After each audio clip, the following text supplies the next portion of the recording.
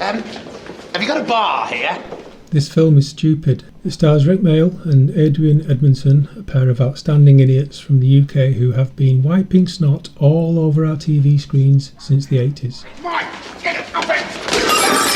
That was the last of the drink, you bastard! I bloody stole it! Rick and Aid have done some really amazing shows together. They were part of, amongst other things, The Young Ones, a series of shows as good as any other comedy programme.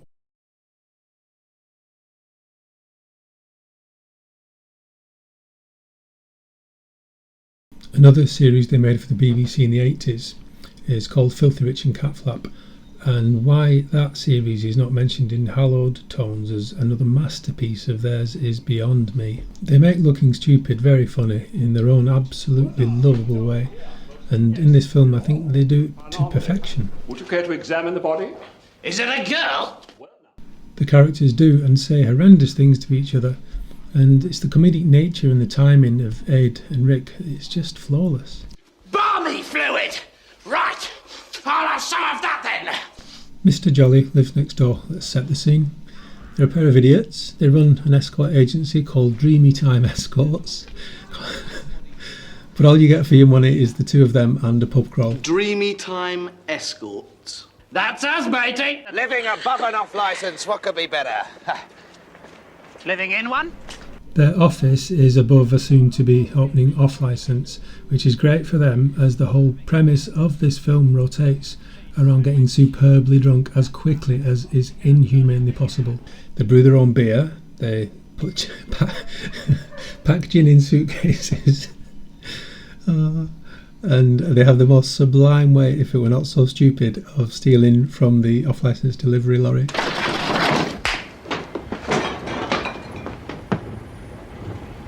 Brilliant. It's just moments like that that make it solid gold.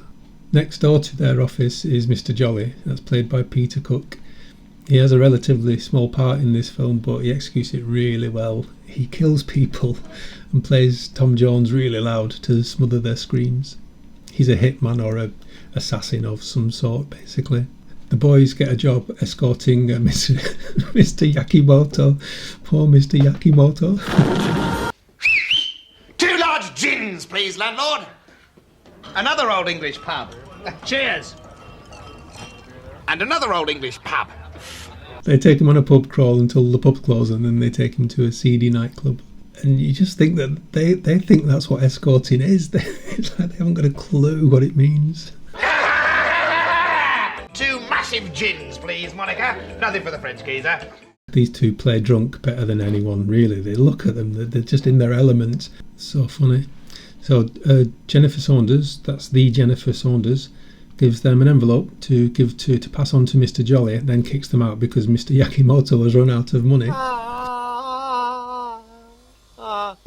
They inadvertently open the envelope. Shut up! And find a load of cash. So go back in and order 1,574 gin and tonics, please, Monica. Large ones. Having somehow achieved the mental capacity to work it out in exactly no time at all. The moments of mental genius being achieved only when it really doesn't matter is what makes us feel so sorry for them both.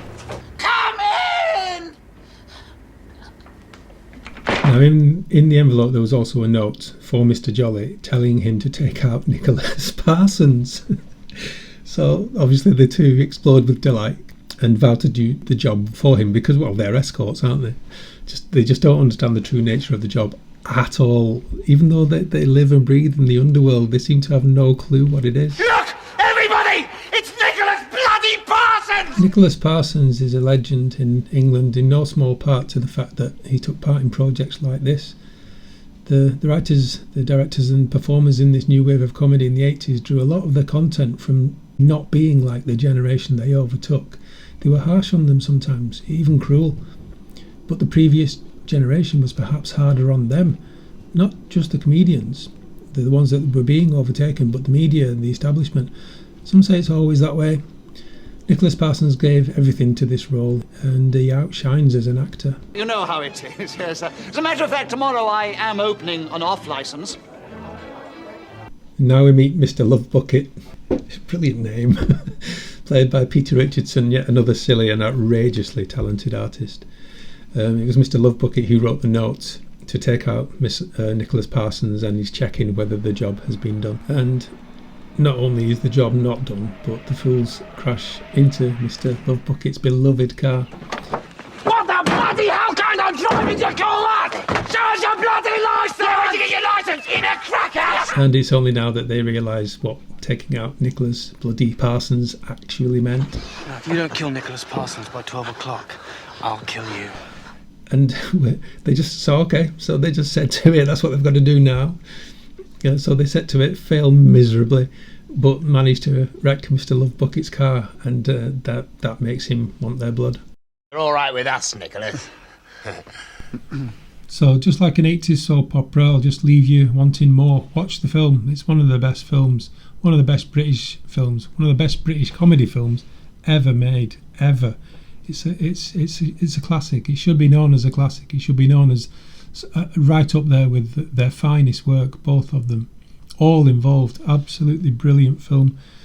Definitely my favourite comic strip film by far. I don't think any of the other ones come anywhere near this one. Same as Filthy Rich and Cat Flap. It just doesn't get the glory that it deserves. Just one last thought before I let you go.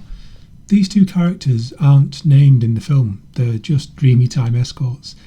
Is it Rick and Vivian, but older? There were lots of cartoony type moments in the young ones, so they could have easily survived the bus crash. And this is them in the big wide world.